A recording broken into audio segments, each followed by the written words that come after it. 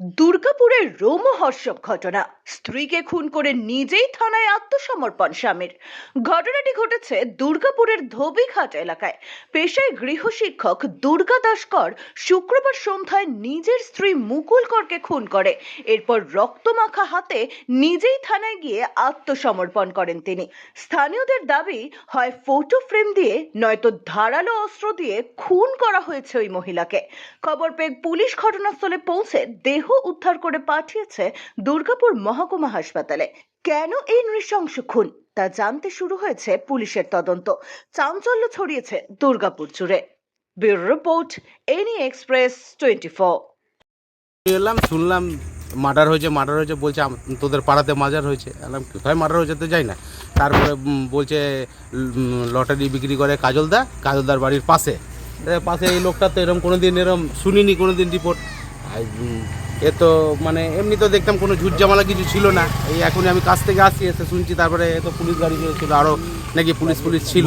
ভদ্রলোক ভদ্রমহিলা এরা কেমন ছিল?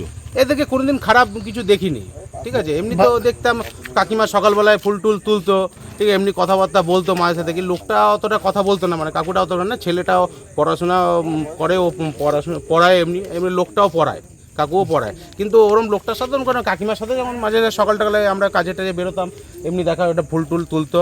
কিন্তু এরম শুনে তো আজ সকালেও দেখতে পেয়েছিলেন? আজ সকালেও দেখতে পেয়েছিলেন?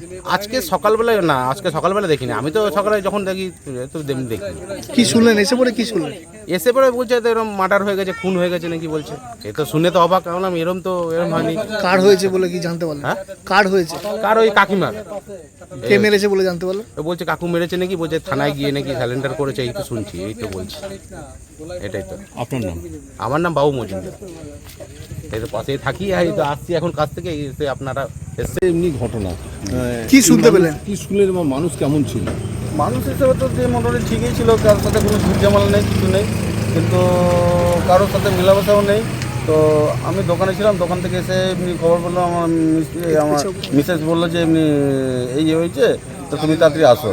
তো এসে পরে জাস্ট দেখলাম যে এমনি মার্ডার কেস। তো গলা কেটে থানায় উনি হ্যান্ড ওভার দিয়েছেন, ওনার হাজব্যান্ড। এটাই পর্যন্ত আমি জানি। মানে এরা প্রায় 12 বছর ধরে রাখেন। 12 বছর ধরে আছে।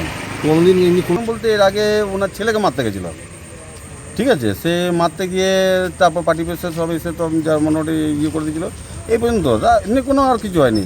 তো তারপরে আজকে এই শুনছি, মানে অবস্থাতে সন্ধ্যেবেলা জল নিয়েছে কলে, সন্ধ্যেবেলা আগরবাতি দিয়েছে। মোটামুটি ধরো কেন কি দিয়ে মেরেছে দেখলেন? শুনছি কারো মুখে শুনতে পাচ্ছি যে কাটারি, কারো মুখে শুনতে পাচ্ছি যে গলায় কাঁচি দিয়ে চোট দিয়েছে। এই পর্যন্ত নাম বলতে পারছি না। ভদ্রলোকের নাম হচ্ছে দুর্গা দাস কর, আর ছেলের নাম হচ্ছে শান্তনু। এটাকে একবারে মোটামুটি রাত্রে 11:30 12টার সময় একবার বিরাট ঝামেলা। তো আমরা বেরিয়ে এসে দেখছি যে কী ব্যাপার। তো পরে শুনতে পারলাম যে ইনার একটা ওয়াইফ আছে, যেটা আমরাতে থাকে। ওয়াইফ আছে নাকি জানি না, তো ওনার মেয়ে এসেছিলো। সেই পর্যন্ত আমরা জানা। সেটা তারপর থেকে আর কোনো ঘটনা হয়নি। তারপর থেকে কোনোদিন আসেনি না, আর ঘটনা দেখতে পাইনি। কি শুনে তো পুলিশের কাছে গিয়ে হ্যান্ড ওভার দিয়েছে। তো যাই, এখন আপনারা এসেছেন, এবার দেখুন। কতটা আতঙ্কের মধ্যে রয়েছে? আতঙ্ক বলতে পাশাপাশির মধ্যে হয়েছে, যতটা হয় সেই এখন ঘরে ঢুকবো কেমন একটা ইয়ে লাগছে, চমচম লাগছে। কি নাম আপনার? আমার নাম কাজল কর্মকার।